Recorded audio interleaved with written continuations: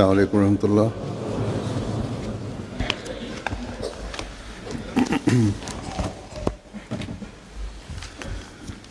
Eşhedü en la ilahe illallah vahdehu la şerike lehu ve eşhedü enne Muhammeden abduhu ve resuluhu. Amma ba'du fa'udhu billahi mineşşeytanirracim. Bismillahirrahmanirrahim. Elhamdülillahi Rabbil alemin. Errahmanirrahim. Maliki yevmiddin. İyyâke na'budu ve iyyâke nesta'in. İhdinas-sirâtal mustaqîm. Sirâtallezîne en'amte aleyhim gayril mağdûbi aleyhim veleddâllîn.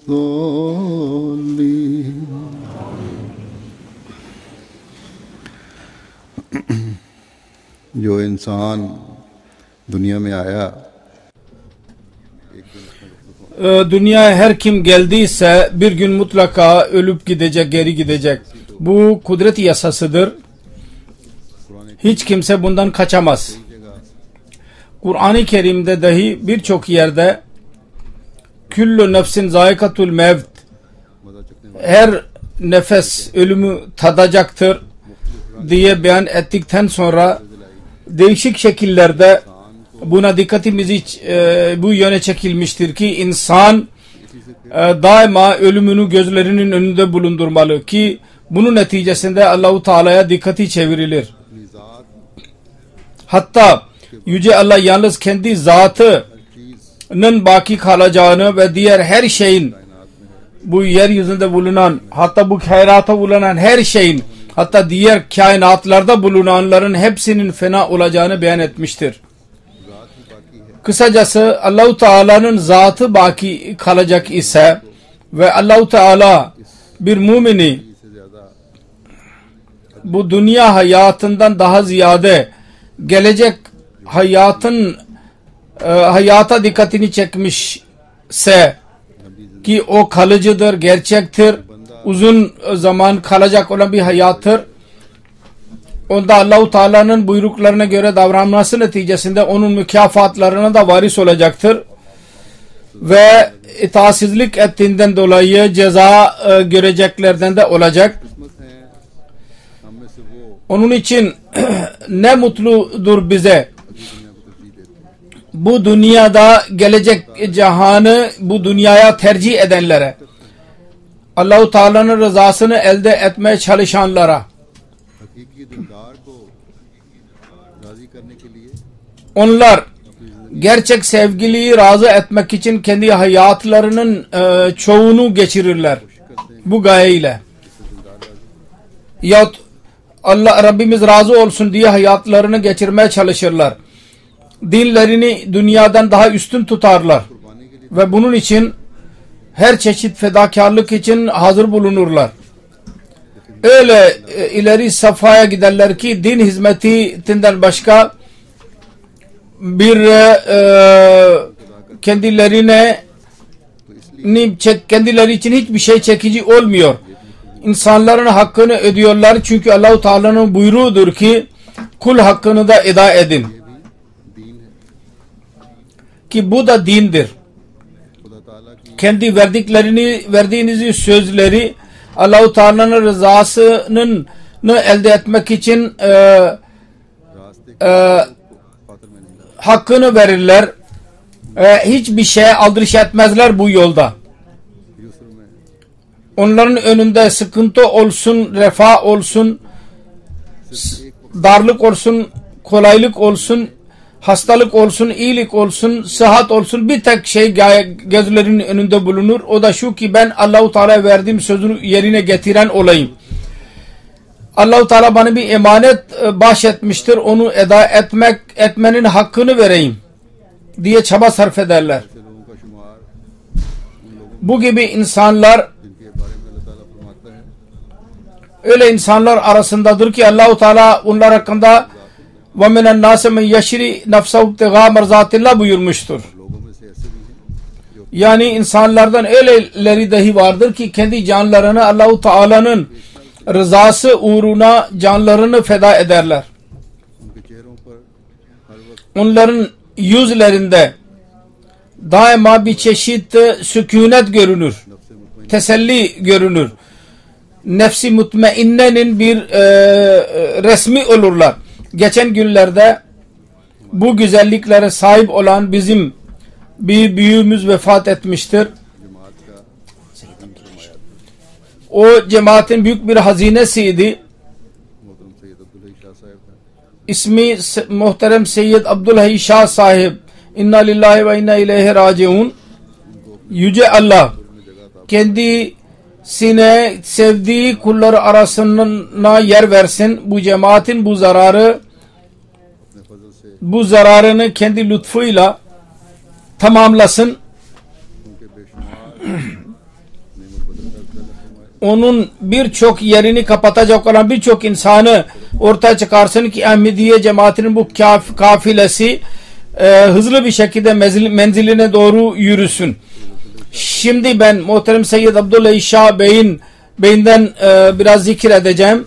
Zikre hayrını yapacağım. Şah Sahib Bey 12 Ocak 1932 senesinde Gurez Anantnag Zila ilinde Keşmir'de doğdu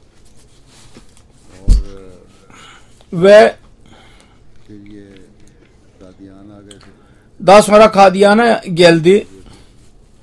Büyüyünce और कादियान आने के बाद फिर Kadiyan'a geldikten sonra oradan जब पार्टीशन हुई है Pakistan kurulduğu zaman Hindistan ve Pakistan ayrıldıkları zaman Pakistan'a geldi. Annesi Keşmir'deydi और उनसे ve हुए हैं और फिर ondan ayrıldı ve daha sonra 40 sene sonra kendisini görebildi. 40 seneye kadar annesini göremedi. Bu ayrılık din uğruna buna göğüs gerdi. Tahammül etti. Bunun özet olarak tarihi budur ki bunun dedesi Seyyid Muhammed Hüseyin Şah Muhalla Haniyar Sini Nagar'dan Seyyid ailesinden bir meşhur bir Seyyid ailesinden idi. Bu ailenin üyeleri din ihtilafı yüzünden atalarının yerini bıraktılar ve Nado या नाड़वाद में मुकीम हो गए yahut Nardbad adlı yere gelip oraya yerleştiler. इनके एक फर्जंद थे Bunun bir oğlu vardı Seyyid Abdülmannan Şah Bey. जो जवानी में जिन्होंने बैत की और MD Gençliğinde Ahmedi olduydu biat ederek. बल्कि बचपन में ही उन्होंने Hatta çocukluğunda dahi Ahmediye cemaatini kabul etmişti.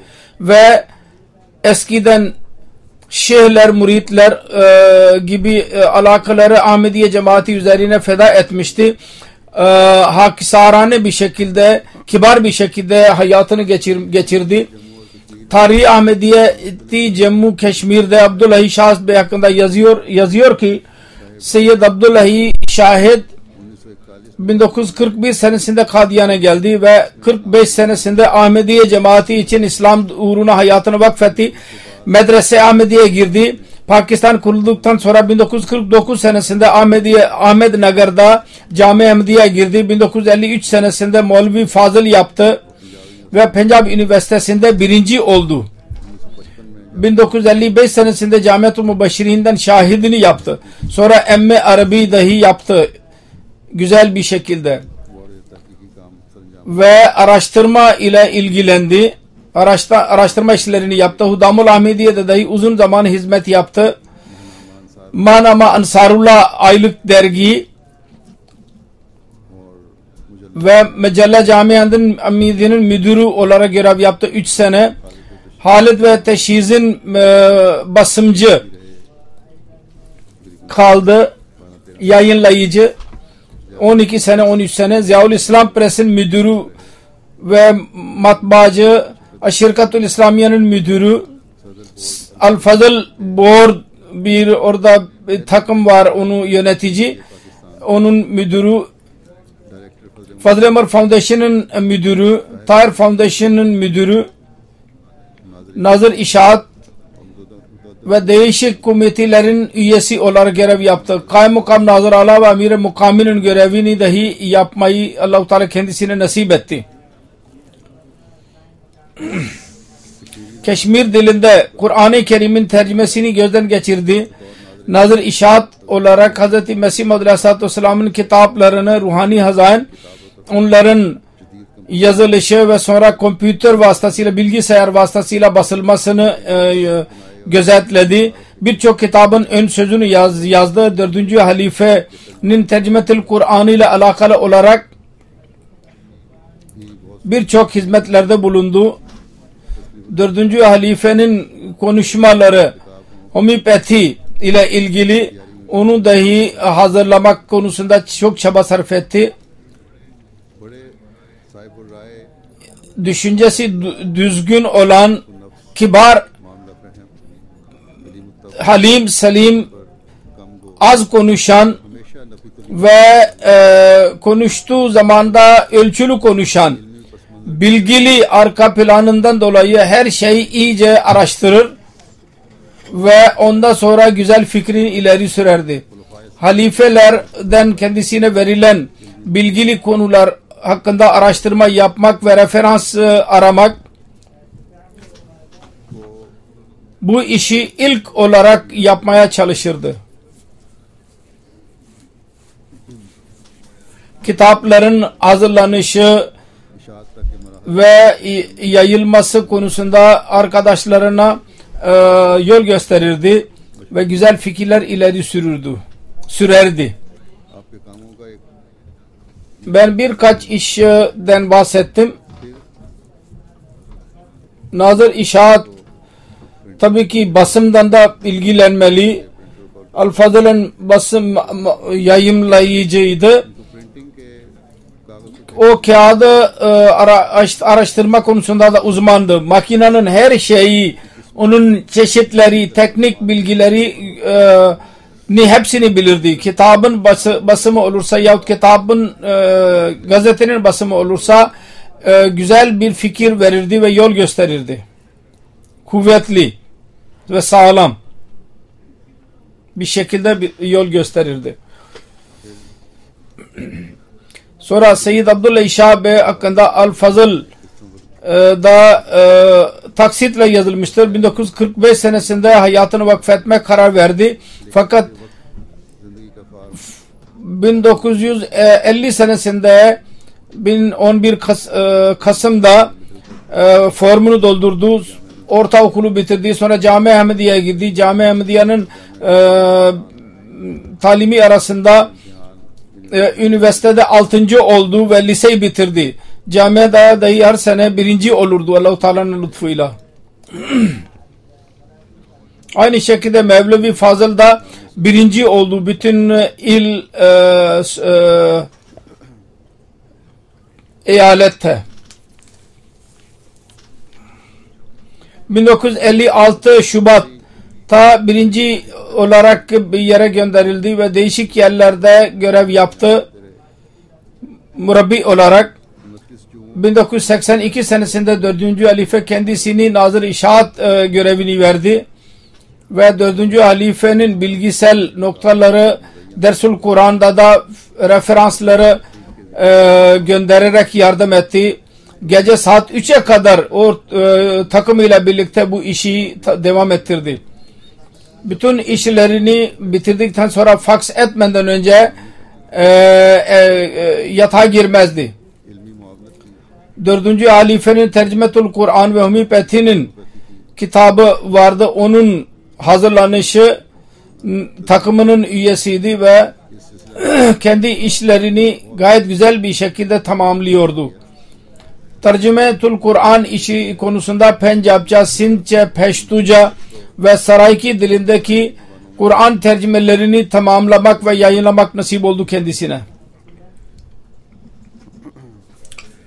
4. halife rahimahullah aleyhir rahmet kendisini met ederken bir defa söylediydi. 1997 senesinde Cuma hutbesinde Seyyid Abdullah Bey'de ben bu güzellik gördüm.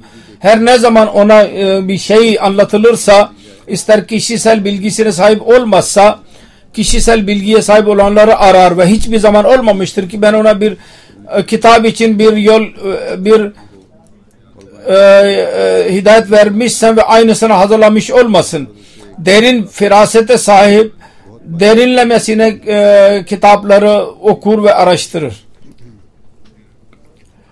Sonra şimdi 2008 senesinde ben ona dedim ki ruhani hazainin ne bilgisayardan bunu çıkartmamız lazım. Onu dahi çok büyük çaba sarf ederek bu işi sona erdirdi. Bu yeni çıkmış olan bilgisayarlı bunun birçok özelliği vardır. Seyyid Abdülhey Şah Bey şuna dahi dikkat etmiştir ki bu basım ruhani hazainin geçen senenin sayfalarına aynen öyle olsun ki geçen 50 seneden beri referanslar veriliyor. Onları aramak kolaylaşsın, kolay olsun. Bunun dışında bu kitapta Hz. Mesih Maud Aleyhisselatü Vesselam'ın bazı konuları Arapça ve nazımları vesaire şiirleri eskiden yayınlanmamıştı bir sebepten dolayı o da bunun kapsamındadır.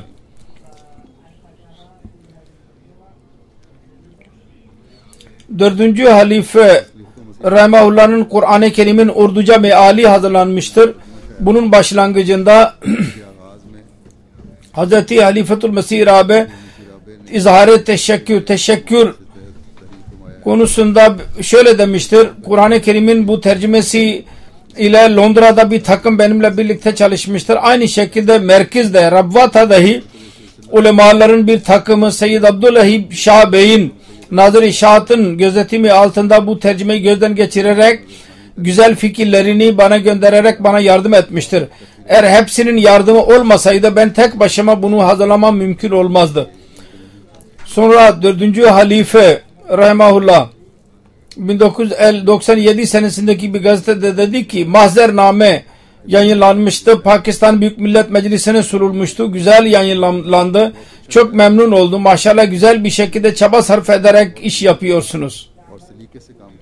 Sonra bir mektupta 4. halife rahimahullah Şah Sahabe de dedi ki sizin raporunuz filan tarihte elime geçti. Maşallah güzel çalışıyorsunuz ve çok siz tek nazırsınız ki verilen işçiler konusunda hatırlatmam hiç gerekmedi. Cezakumullahu ahsanal cezallahu mazid ve barik. Yüce Rabbim sana sıhhat sağlık versin. Allah-u Teala kendisine iş yapması nasip etti. Bütün bu met kelimelerinde daha da kibarlık yarattı kendisinde ve çaba yapma konusunda dikkati daha da çekildi.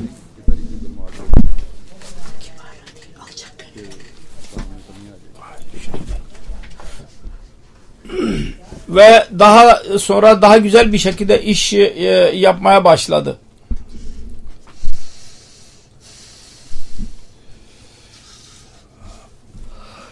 Dördüncü halife Rahimahullah zamanında Pakistan'da Hz. Mesih Maud Aleyhisselatü Vesselam'ın bir melfuzatının ciltleri ondan 5'e dönüştürülmüştür. Ve bu ciltlerde bütün Kur'an-ı Kerim'in ayetleri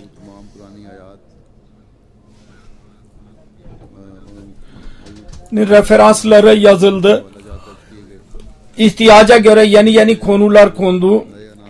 Okuyucunun kolaylığı için her konunun dışında ayet-i Kur'an'ı, konular, isimler ve yeni indeksler hazırlandı. Şimdi geçen sene hatta bu sene celseye geldiği zaman ben ona dedim ki 5 cilt yerine 10 cilde dönüştürün ve orada da yine aynı şekilde basılırsa güzel.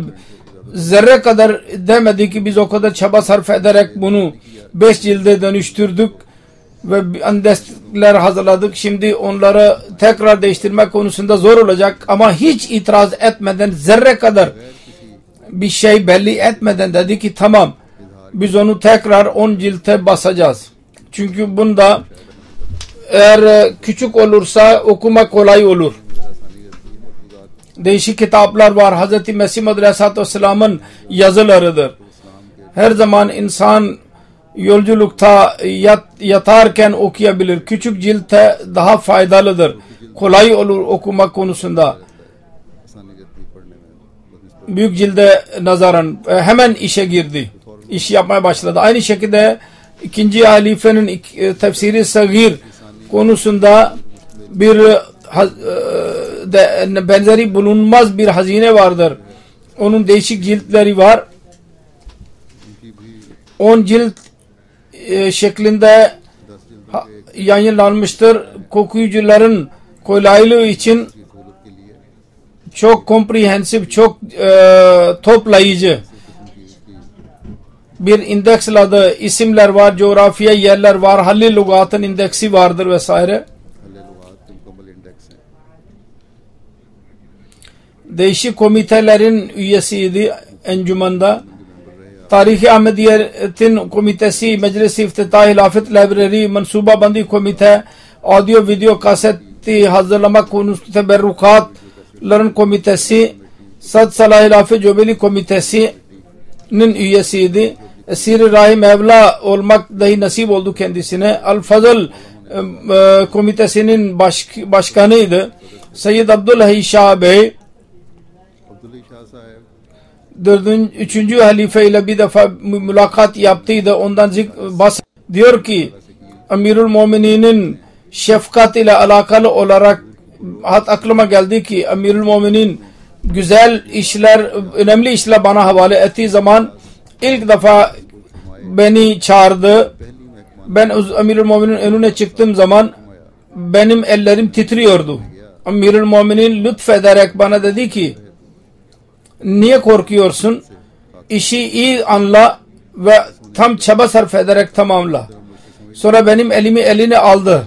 Sonra benim korkum geçmiş oldu. Hemen güvenmezdi ve birisine güvendikten sonra ona tam şefkat ve sevgi ve af dile gösterirdi. Diyor ki bir duruşma konusunda benim yakalamamı istediler. Pakistan'ın matbu gazetecilerin, dergilerin yayımlayıcıları aleyhinde birçok oradan warrant mahkemeden talep gelirdi. 3. halife beni çağırdı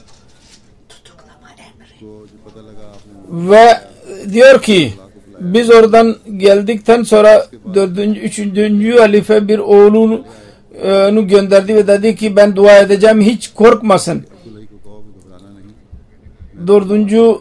3. halifenin oğlu o gittikten sonra beni çağırdı ve dedi ki şimdi Şah Bey buradan gitmiştir. Duruşma var, Lahor'a gidecekler yahut İslamabad'a gidecekler, gitmemiş olacaklar. Sen git onlara de ki gittikten sonra ben dua ettim. Allah-u Teala bana şu kelimeleri ilham etti. Kabhi zayi nahi karta bu apne nek bande ko. O hayırlı işlerini asla zayi etmez. Onun için asla korkmaya gerek yok. Bunun tehlikeli bir dava vardı. Hepsi düştü. Allah-u Teala'nın 3. halifesine söylemesi bunun bir delilidir ki Allah-u Teala'nın gözünde dahi Şah Bey hayırlı insanlar arasında sayılıyordu. Allah-u Teala'nın gözetimi yolunda. Fakat başka bir zamanda जो अल्लाह ताला की पनाह में रहते हैं, लेकिन एक और मौके पर esir olduğu, mahkemeye verildi ve esiri rahim Mevla olması nasip oldu kendisine. वसीले राह मौला होने का अल्लाह ताला ने मौका भी अता फरमाया।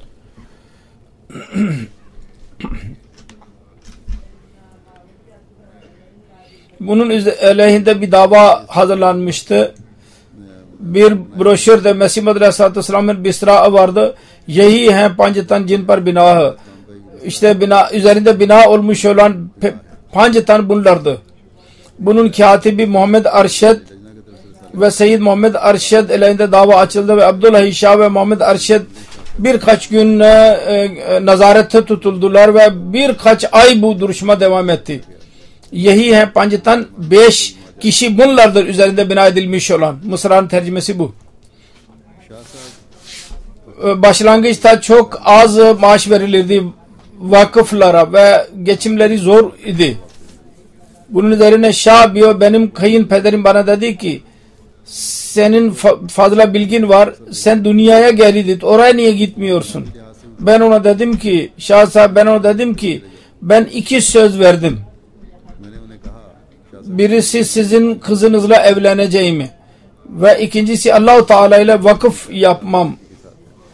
Siz bana söyleyin, hangisini ben bozayım? Belli bir müddet sonra dedim ki eğer birincisini tutayım, ikincisini bozarsam nasıl olacak? Bunu duyduktan sonra kayınpederi sustu ve hiçbir zaman bir daha bu konuda benimle konuşmadı.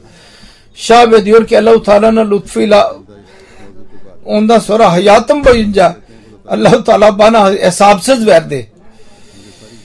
Eski büyük zatların bu da bir hayırlı bir tabiatı vardı. Kayınpederi geçici bir şekilde beşeri bir durumdur. Bir düşünce aklına geldi fakat cevabından sustu tamamen. Sessiz kaldı. Allah-u Teala'ya verdiği sözü bozmayı düşünemez bir Ahmedi. Ve Şabe'nin tevekkülünden dahi haber alınıyor. Böylece tevekkül ve verdiği sözü tutmak öyle tuttu ki hayatı boyunca diyor ben hiç sıkıntıya girmedim hiçbir zaman. Kendisinin idaresi altında çalışanların hislerine çok riayet ederdi, saygı gösterirdi. Muhasebeci bürosunda çalışan anlatıyor. Diyor ki Şah Bey'le 15 sene iş yaptım, yalnız bir iş var.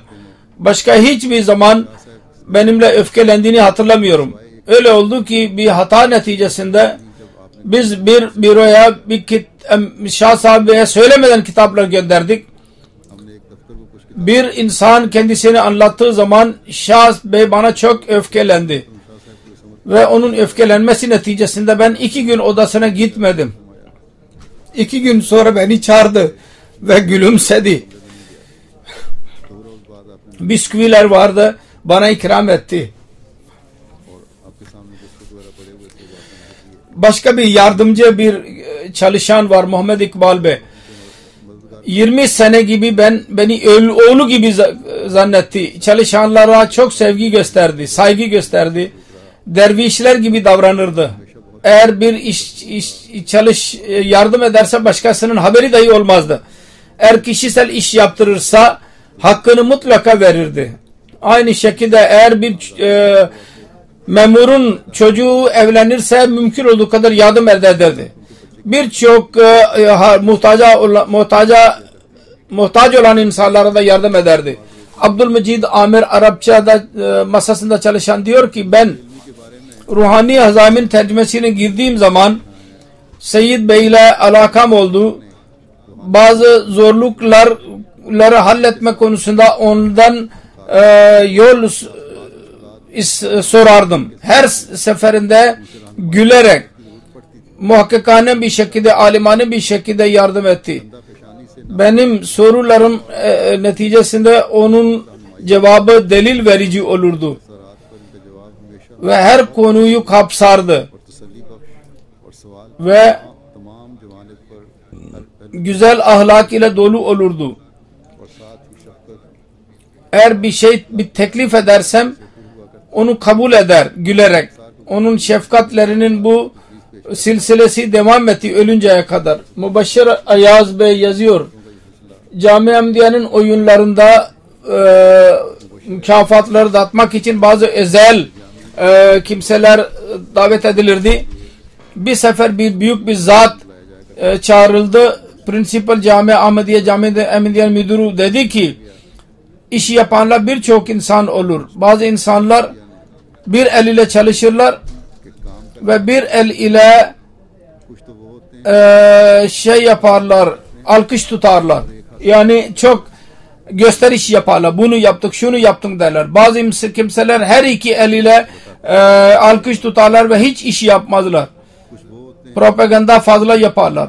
Ve bazı insanlar öyle olur ki her iki el ile iş yaparlar ve hiç gösteriş yapmazlar. Birisi görsün görmesin onu aldırış etmezler. Böyle bugün birisi bir zat bizim misafirimizdir, yani Seyyid Abdülhey Şah. आज ऐसे ही Bu %100 doğrudur. Ben daima onu gördüm. Sessiz bir şekilde तो ये 100% दुरुस्त बात है। iş yapmaya devam ederdi. Hastaydı. Ayakları şişkin olurdu. Bir gün sordum, sizin ayaklarınız şişkin olur. बीमार थे Ben iş yaparken hiç fark etmezdim. पाँव सूजे होते हैं Ben iş yaptığım zaman ne olduğundan farkında olmuyorum. Encümenin toplantılarında az konuşurdu. Fakat konuştuğu zaman düşüncesi güzel olurdu. तो मैंने देखा है लेकिन जब बोलते थे तो बड़ी ठोस साहिब राय होती Mübeşşir Ayaz Bey yazıyor. Biraz yaklaştım kendisine ve bir müddet onun naibi olarak görev yaptım. खाक साहब को जब उनके Gerçekten onu aynen böyle gördüm. Derviş, çaba sarf eden, birçok güzelliklere sahip olan, büroya gelir gelmez sanki işe girerdi. Pencapçada derler ki sir sut ke kam karna, yani tamamen iş yapmak, çaba sarf ederek. सिर suit Kendisi शुरू कर देते थे proofreading yapardı. से लेकर रूहानी खजाइन और कुरान मजीद की प्रूफ रीडिंग का काम खुद करते थे Redaksiyon. इस खादम और काबिल Ne zaman iş bitti, ne zaman पता न चलता कि कब छुट्टी हुई zamanın bittiğini hiç kimse bilmiyordu. लेकिन ये अल्लाह का बंदा Zararsız bir kimseydi. Yakından gördüm kendisini. Gösteriş asla yakından dahi geçmemişti. Halim selim bir insandı. Cemaatin tarihinin büyük bir hazinesiydi. Fazla iş yapıyordu fakat yine de alçak gönüllüydü. Ben kendim gördüm. Cemaatin parasını çok dikkatli bir şekilde harcardı. मैंने खुद मुशाहिदा किया कि सिलसिले के पैसे Cemaatin parası zayi olmasın istiyordu. Çalışanlara sevgi gösterir. बहुत एहसास था कि सिलसिले का पैसा ज़ाया ना हो Uzun zaman hasta oldu fakat hastalığını işine mani olmasına izin vermedi. Başka birisi bana yazıyor, bir murabbi bey. Kendi zatında kibir yoktu asla.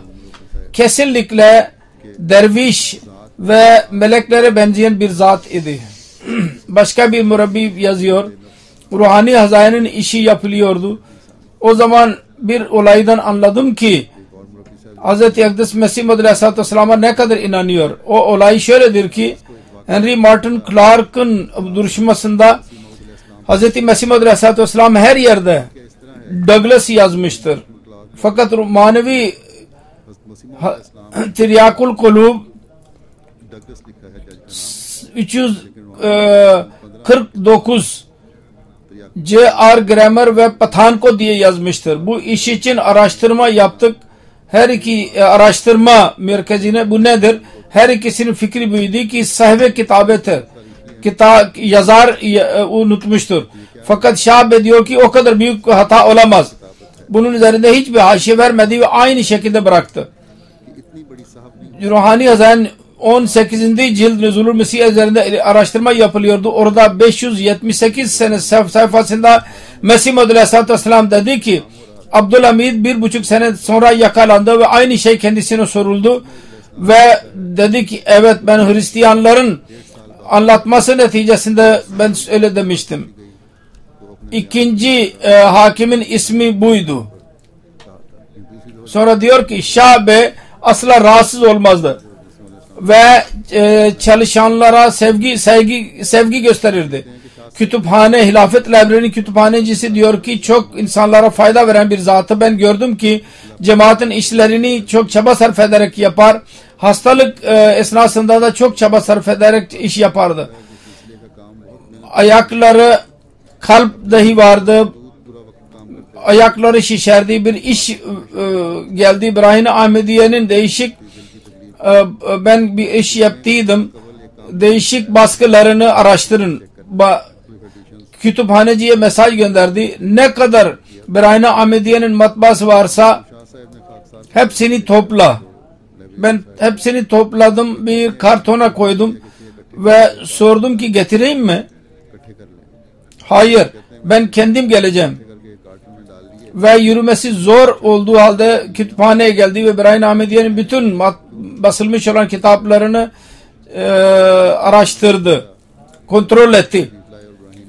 Eskilerden birisi zayi olmasın diye ben kendim buraya geldim. Gelmek istedim ve kaç saat orada iş yaptı. Arapça masasının Muhammed Naim Bey yazıyor. Tefsiri Kebir'in indeksini hazırlayacaktık. Bilgisayar dahi yoktu. Çok iş isteyen, çok çaba isteyen bir işti. Çaba sarf ederek bunu hazırladı. Kibarlığı budur ki Mevrihani Hazan'da birçok basım hatası var. Tercüme esnasında her ne zaman kendisine her nerede izah edilebilirse izah etti. Böyle istifsarların cevabı hemen gelirdi. Çaba sarf ederek proofread yapmıştı. Yine de beşeri durumdan dolayı hatalar olur. Fakat o kadar güzel basım oldu, bunda hata olmamalıydı. O kadar güzel kitap basıldığı zaman. Bizim bir murabbi Kalime Mehmet diyor ki ben 11 senede kendisini daima iş yaparken gördüm. Çok suskun bir şekilde iş yapardı. İşi hayret bir şekilde olurdu. Bu yaşta da dahi maşallah o kadar iş yapar. Ve bürodan sonra Arapça masasının toplantılarına da katılırdı. Her kitabın kelimesel olarak her kitabı okumuştu.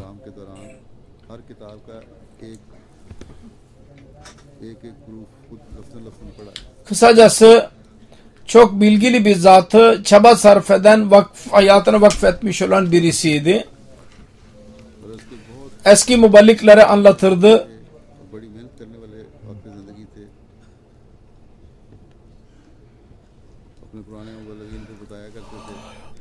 Sadr Ancuman Ahmediye'nin o zamanını da gördüm ki o zaman hayat sadeydi ve birçok kolaylık yoktu o zaman. Ve eski büronun çatısına işaret ederek diyordu ki şimdi her yerde burada pervaneler var, elektrikle çalışan. Eskiden bunlar yoktu ve biz bir iple çekerek bir pervaneyi çalıştırdık. El pervanesi. Ventilatör. Bir defa Ravelpindi'ye gitti. Orada bir binek yoktu. Bir vasıta. Vasıtayı eğer ararsa gecikebildi. Dördüncü Emirül Mu'minin ismini yapması gerekiyordu. Yayan gitti ve yayan geldi ve Emirül Mu'minin mesajını ilgili makama ulaştırdı. Bir kızı dahi yetiştirmişti. Onu evlendirdi bir murabbiyle ve onun öz evladı gibi ona davrandı ve daima onun durumunu sorardı. Ona hediyeler gönderirdi. Evde dahi çocuklarıyla birlikte güzel davranırdı. Hiçbir zaman yüksek sesle diyor ki bizimle siz yüksek sesle konuştuğunu biz görmemiştim. Bizi güzel terbiye yaptı. Sadelik hayatı vardı. Gösterişi hiç sevmezdi. Sabrın en güzel örneğiydi. Sıkıntısını hiç söylemezdi. İster hastalık olsun yahut başka bir şey olsun. O kadar sabır vardı ki annesi Keşmir'de, Hindistan'da ölümü kendisine haber verildiği zaman sabırlı bir şekilde tahammül gösterdi ve birkaç gün hiç kimse söylemedi. उनकी वफात की खबर जब बदरिया खत मिली तो बड़े Misafirperverlik çoktu. और कई दिन Keşmir'den misafirler gelirler. Bütün evi onlara vererek kendisi bir odaya çekilirdi. मेहमान आया करते थे जलसा सलाने पर Ailesiyle birlikte. Vakfının şartlarını yerine getirmeye çalışırdı. Son ana kadar, sonunda birkaç gün ülke dışına gitti. Onun bütün oğlanları hemen hemen dış ülkelerdedir. Ahmet Yahya Bey Humanity First'ın burada müdürüdür. Büyük oğlu. Çocuklarına geldiği zaman dediler ki burada kalın. Derdi ki ben hayatımı vakfettim. Az bir müddet vakfetmedim. बच्चों के पास आते थे तो अजीजों ने और बच्चों ने Ayağı şişkin olurdu daima söylediğim zaman. Fakat buna rağmen eve gider, büroya gider ve asla işini bırakmazdı. 5 defa hastaneye gitti. Her seferinde doktora dedi ki ben ne zaman büroya gidebileceğim. दफ्तर जाते थे और अपने काम Ölümden 2 gün 3 gün önce büroya gitti. 5 दफा अस्पताल Çalışıyordu. Serious वाल O zaman sıkıntı duydu. Oradan doğru hastaneye gitti. दफ्तर गए Doktorlar yatırdılar. Orada da işini yapardı. Yatağı üzerinde çalışanlar kağıtlar getirir ve orada çalışırdı. Doctor ने दाखिल कर लिया Son gün dedi ki dua edin ve Allah-u Teala ısmarladık. Ölümü yakın olduğunu anlamıştı. Dedi ki benim uçuş zamanım gelmiştir. हाफिज नासिर हो और उनको पता Daima buradan giden faksı kendi eliyle cevabını verirdi. हो गया Şimdi son gelen mektup dahi kendi eliyle yazılmıştı. Bir çalışandan yazdırmazdı. Güzel bir şekilde yazardı. आखिरी भी खत जो मुझे आया उनका कोई अपने हाथ से लिखा हो तो किसी Halbuki elleri dahi titrerdi. Zaaf neticesinde ama सूरत आराम yine de zamanı harcayarak yazardı. हालांकि कमजोरी की वजह से इनके हाथ भी कांपते थे लेकिन फिर भी बड़ी 14 Aralık 11 sene 1,5 ay 1,5'a kadar büroda kaldı. İstiyordu ki bütün işleri bitirdikten sonra bu işi işleri tamamlasın. ने फरमाया कि मेरी ख्वाहिश Nezaret İşahat'ta çalışan bir mürabbi yazıyor. है कि इस पर Farooq Seyyid Abdullahi Şah sahibin bacana kendisine anlattı ki 17 Aralık'ta मुरब्बी से Şah Bey bir rüya gördü ki karısı geldi. Sen daha biletini almadın mı? Daha almadım. Belli bir müddet sonra tekrar dedi ki evet ben bileti dahi aldım ve şimdi artık yerimi de ayırttım. तक टिकट नहीं लिया Öldüğü zaman कुछ वक्त के बाद दोबारा शाह साहब ने saat 10'da कि हाँ मैंने टिकट भी ले लिया है और hastanede 2 kişi geldi ziyaretçi. Orada gidince geldiler ki doktorlar dediler ki biz çabamızı yaptık, sarf ettik. Fazla bir şey yapamayız. İmran oğlunu çağırdı Şah Sahib Bey वहाँ जाके मालूम हुआ कि ve dedi ki benim uçuşum gelmiştir. Oğlu anlayamadı, yaklaştı. अपने बेटे Imran Ondan sonra hiç konuşmadı daha sonra. हल्का सा कहा कि फ्लाइट आ गई बेटे को समझ में आई बात समझने के लिए करीब हुआ लेकिन इसके बाद Cemaatin hizmetçisi son nefese kadar iş yaptı ve cemaatin işlerini her şeyden daha üstün tuttu. Şah Bey din bilgisini elde etti. Mesih Maud Aleyhisselatü Vesselam'ın kitaplarını okudu ve ona göre amel etti. Yalnız bilgi edinmekle yetinmedi. दीनी इल्म हासिल किया Değişik işlerin anlattıklarına göre ben de söyledim. Kul hakkı, तो उन पर Allah hakkı vermeye çalıştı daima. Ben nazır alaydım. O zaman dahi ben onu kamil itaat eden gördüm. Nazır işaat ediyor o zaman. Ve hilafet Allah-u Teala bana verdiği zaman उस वक्त की Hilafet Bey'in ihlası daha da çoğaldı. Nadir शाह थे उस वक्त Ve böyle olmalıydı. Hilafet ile derin alaka olmalı. Biyetin ruhunu anlayan ve bütün işleri gücüyle onun hakkını veren birisiydi. Yüce Allah बैत की रूह kendi derecelerini yüceltsin और अपनी तमाम तर ताकत ve hilafetini ve Hilafet Ahmediye bu gibi çalışanlar Sultan-ı Nasir Allah-u Teala bahşetmeye devam etsin. Şimdi namazdan sonra onun cenaze namazını kıldıracağım. Onunla birlikte başka bazı cenazeler dahi vardır. Birincisi İmtiyaz Begum, Mevlana Munavvar Ahmed, Muhammed Munavvar Bey merhumun karısıydı. Doğu Afrika'da muballik kaldı. 15 Aralık'ta vefat etti. İnna lillahi ve inna ileyhi raciun. 1936 senesinde doğdu.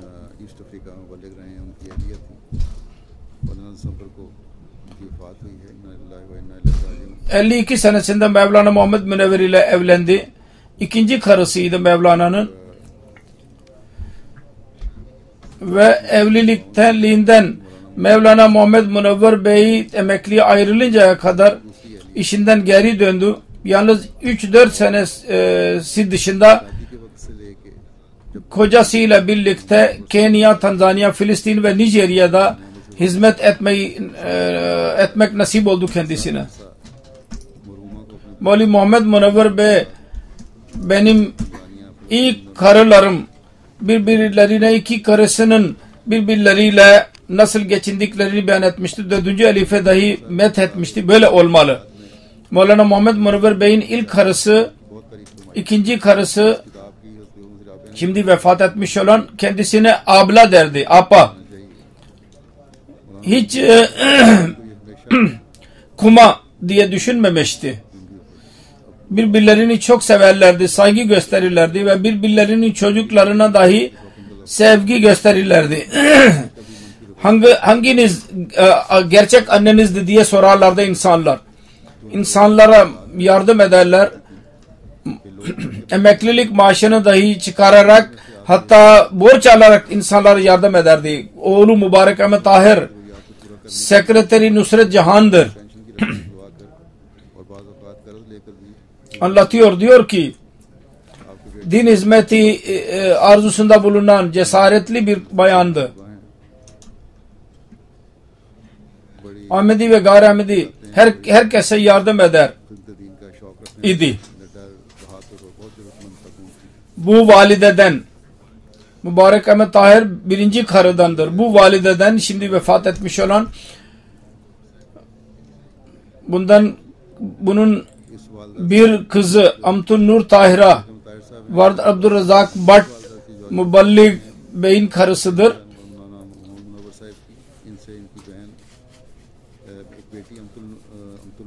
Allah-u Teala merhumanın derecelerini yüceltsin ve onun hayırını devam ettirsin evladında. İkinci cenaze Zeynep Vesim Kemaluddin'in karısı Amerika 84 senesinde yaşında vefat etti. İnna lillahi ve inna ileyhi raciun. Sadr Lajna Cleveland dışında değişik işlerde görev yaptı. Hayırlı bir kadın, cemaati seven bir kadındı. Amerikalıydı, yerli. Onun kocası ve 2 oğlu vardır. Sonra üçüncü cenaze Amturrahman Calgary, Kanada'dan 61 yaşında kanserden vefat etmiştir. İnna lillahi ve inna ileyhi raciun. Hayırlı bir kadın, namazı teheccüd kılan, muttaki bir kadın, umre dahi yaptı. Kur'an-ı Kerim ve Mesih Muhammed Aleyhisselatü Vesselam'ın kitaplarını çok severdi. Musiye idi, vasiyet yapmıştı. Ve bir cenaze daha vardır. Seyyida Vesima Begum, Hazreti Seyyid Valiullah Şah sahibin kızı Amerika'dandır. Hazreti Seyyid Valiullah Şah Hazreti 4. halifenin en büyük dayısıydı. Bu onun büyük kızıdır. 84 yaşında vefat etmiştir.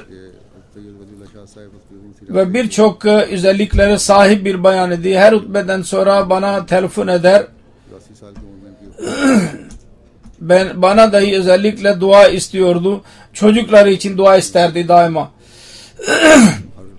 Onun oğlu Nedim Amerikan bir cemaatinin başkanıdır. Allah-u Teala derecelerini daha da yüceltsin ve hayırını çocuklarında devam etsin. Sonra Mia Abdülkayyum var. Mia Vezir Muhammed Kueta'nın oğlu.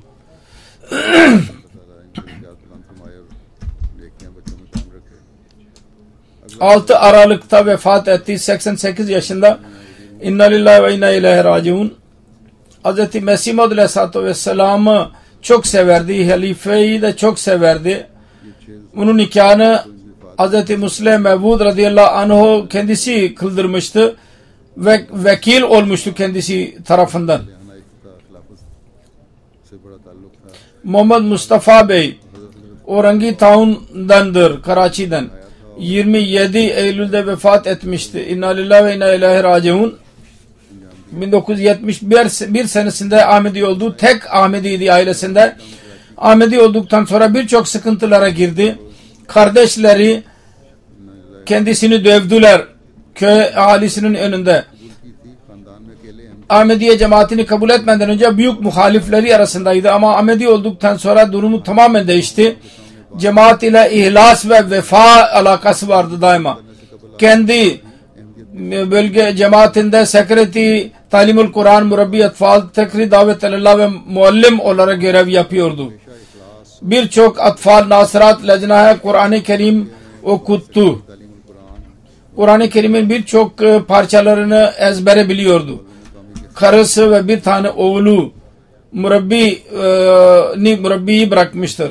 Nazir Ahmet Çakval 21 Temmuz'da vefat etmişti.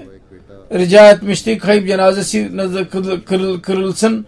Hazret Mevlana Karamdin radıyallahu anh o sahabi Mesih Maud Aleyhisselatü Vesselam'ın sahabinin oğluydu.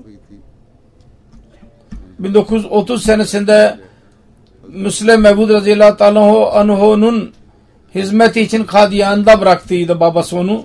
Orada 17 sene kaldı ve hizmet etmeye devam etti. Merhum Musi'ydi. İhlas sahibi. Halife hilafeti çok seven bir zatı. Fateh Muhammed Han 28 Kasım'da vefat etmiştir. Uysal bir insandı. Hayır. 5 kız ve 3 oğlan bırakmıştır.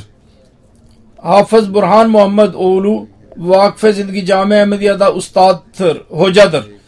Ve Mir Abdurreşid Tabassum onun bir damadıydı. Murabbi vefat etmiş olan Allah-u Teala bütün bu merhumların derecelerini daha da yüceltsin. Onların akrabalarına havsala versin. Hayırda tutsun, hayır üzerinde ve ihlas ve vefa ile cemaate hizmet etmelerini kendilerine nasip etsin. Söylediğim gibi cuma namazından sonra ben onların cenaze namazını kıldıracağım hepsinin.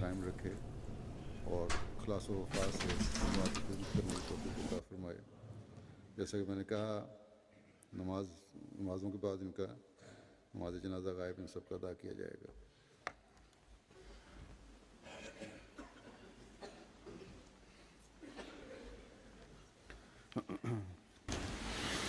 Alhamdulillah nahmaduhu ve nesta'inuhu ve nestağfiruhu ونؤمن به ونتوكل عليه ونعوذ بالله من شرور أنفسنا